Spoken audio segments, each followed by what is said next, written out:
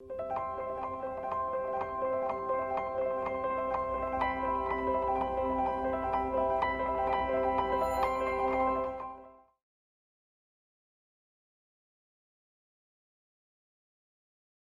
work for FAO, for a Food and Agricultural Organization of the United Nations, and I'm a project coordinator. So basically, I'm in charge of coordinating projects that basically support smallholder farmers in accessing markets, accessing agricultural markets, being active actors of the food value chains, and also accessing financial services. So basically, we provide support from many different angles to make sure that smallholder farmers are included in the value chains. They can be reliable partners for the other actors of the food value chains, like the traders and the buyers. So the role, let's say that the objective of this project is really to make sure that we build inclusive value chains so that the smallholder farmers can access all the existing services like financial services, market services, and so on.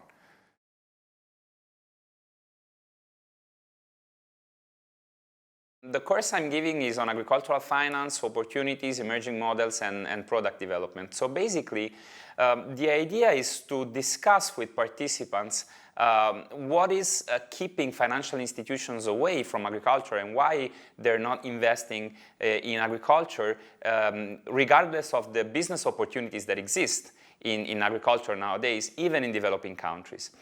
And the argument that we discuss is basically that these business opportunities that exist are not taken or tapped in by financial institutions because financial institutions lack the information that they need to identify these business opportunities. So most of the financing to agriculture in these countries takes place because of non-financial actors. So most of the financing comes from buyers, from wholesalers, operators, from warehouse, from input suppliers, and so on. So what we say, if financial institutions manage to leverage on the information that these actors have, they could definitely offer new financial products and services that would have a much higher value proposition. And they could serve a larger market and have, let's say, design financial products and services that would be that would fit more and would be tailored on the needs of smallholder, but at the same time they would be very profitable. So the purpose of this course is really to disseminate knowledge among practitioners and financial institutions about the potential that exists in agriculture, and now they can redesign or readjust their financial products so that they can develop their agricultural portfolio and serve the largest underserved segments of the value chains, which in the end are the smallholders.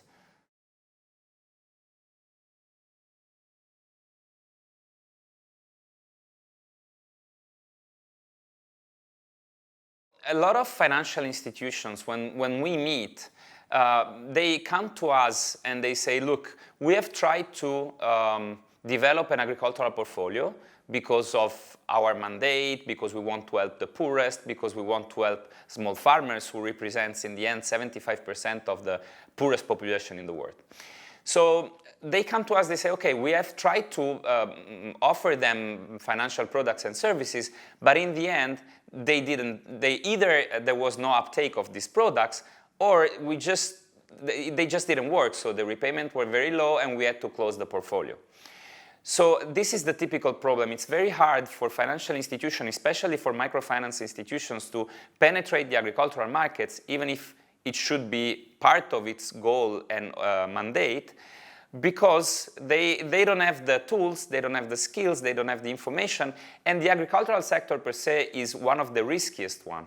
You have a lot of risks, pertaining to weather-related risk, production risk, market risk, political risks.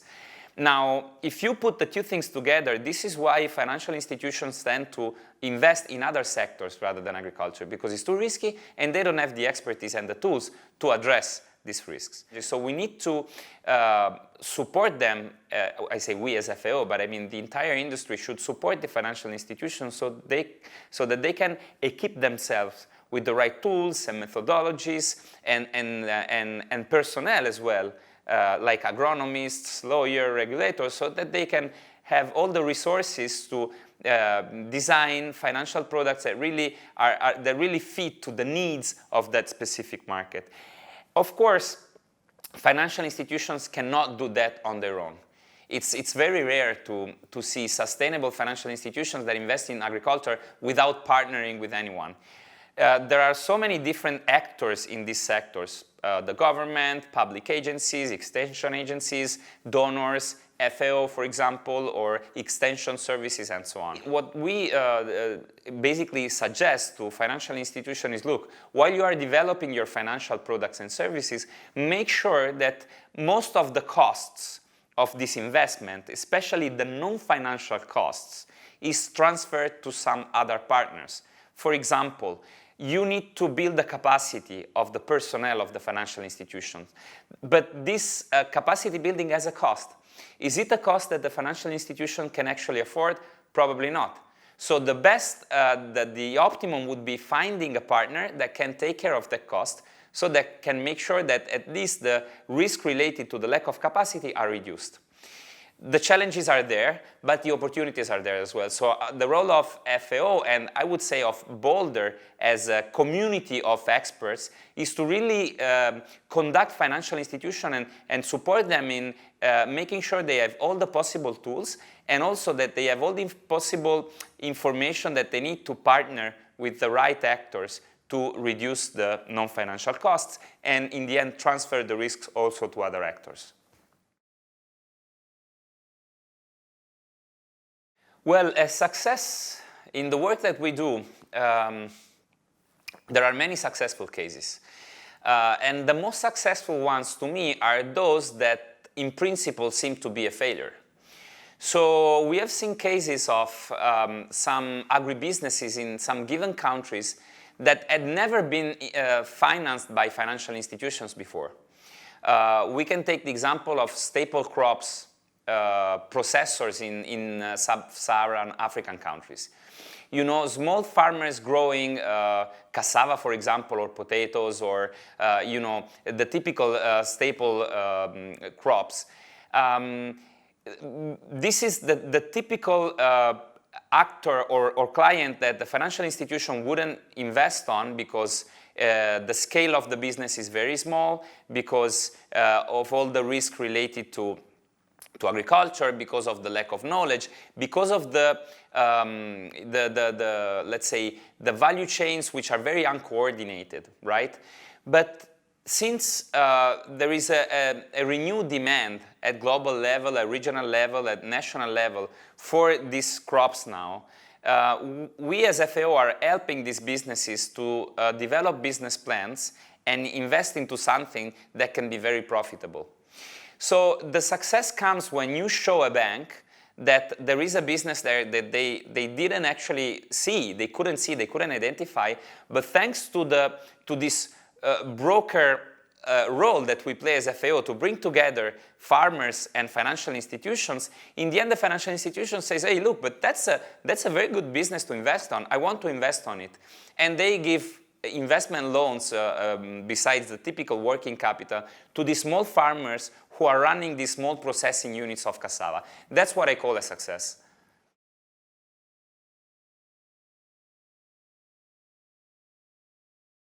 We work a lot with SMEs, especially small SMEs, so I would say micro enterprises, right? Enterprises units run by 1, 2, 3 people sometimes, who are farmers, but at the same time they want to pre-process their products so that they can sell it in the market and make a higher margin out of it. And we can see so many cases. I mean, you can see them for the typical cash crops like coffee or cocoa, but we're starting seeing very good success of agribusinesses and very small agribusinesses run by farmers, also in staple crops, as I was saying, potato, yam, and cassava. I'm giving the examples of these African crops because I work mostly in Africa. And these are the countries where there is probably the stronger need for support. But we're starting seeing a lot of interesting cases in this respect. And this is helping because the more these small enterprises succeed in getting investments, in investing, and in making profits out of this investment, the more other SMEs start looking for financial institutions to invest on them, and the more you have financial institutions who are interested in identifying these very good business opportunities.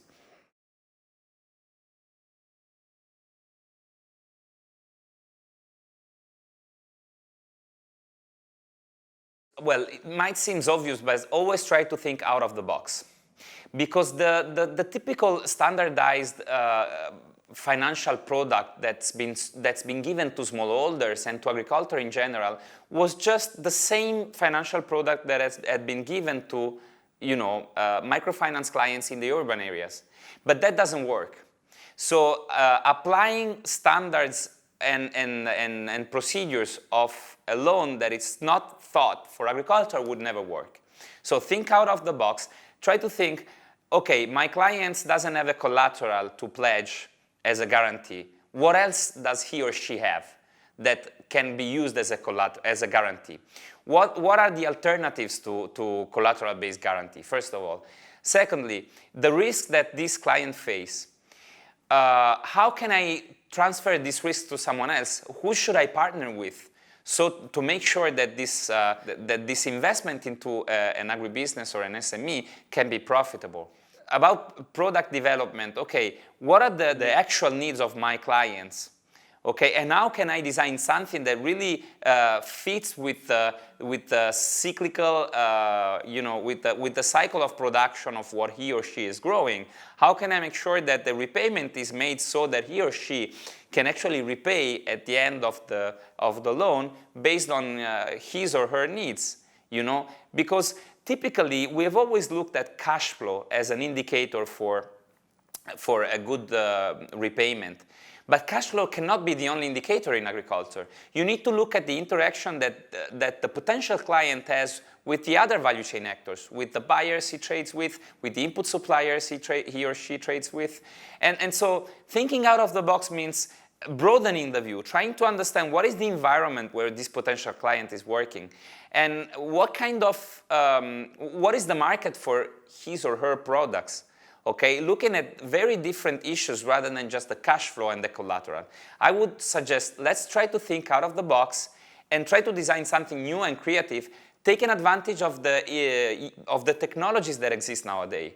Mobile devices for payments and for banking accounts, satellite devices for identifying the potential of a soil, or the level of degradation of the soil, or the presence of specific crops.